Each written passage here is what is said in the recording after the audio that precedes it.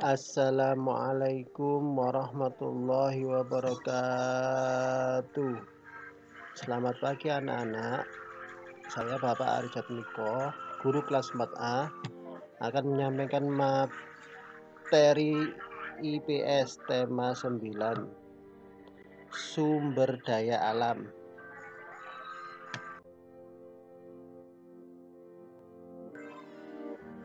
Sumber daya alam merupakan semua yang terdapat di alam atau kekayaan alam yang dapat dimanfaatkan oleh manusia untuk mencukupi segala kebutuhan hidupnya.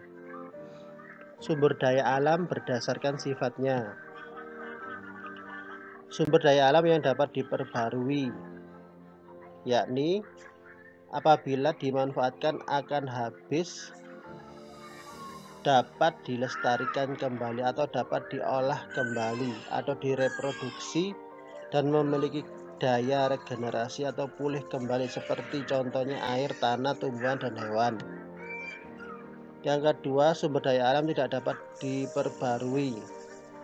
Sumber daya alam yang dimanfaatkan atau digunakan sampai habis maka tidak dapat dilestarikan atau diolah kembali. Contohnya emas, batu bara, minyak bumi, tembaga, timah, boksit, nikel, aspal, dan bahan tambang yang lain. Sumber daya alam berdasarkan potensinya. Sumber daya alam materi dimanfaatkan oleh manusia dalam bentuk fisiknya, seperti batu, kayu, kapas, dan sejenisnya. Sumber daya alam energi, contoh sinar matahari, barang tambang, kincir angin, batu bara, minyak bumi, dan lain-lain.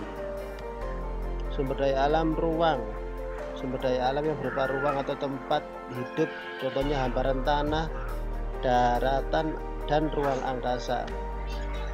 Sumber daya alam berdasarkan jenisnya. Yang pertama, sumber daya alam hayati atau biotik yang berasal dari makhluk hidup seperti hewan dan tumbuhan. Contohnya perkebunan, peternakan, pertambangan, perikanan.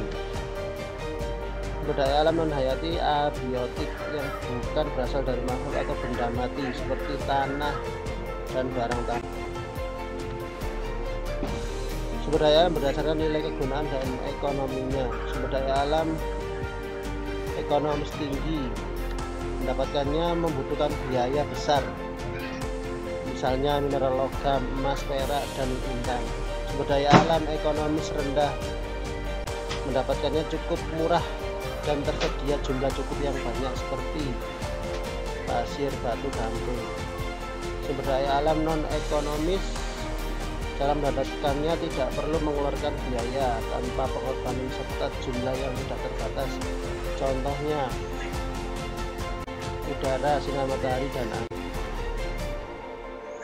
Tugas e-learning Min 1 Surabaya, carilah contoh sumber daya alam dari hasil pertanian dan hasil perkebunan, seperti pada contoh gambar tabel di atas itu hasil peternakan, misalnya daging sapi dan kelinci. Manfaatnya apa?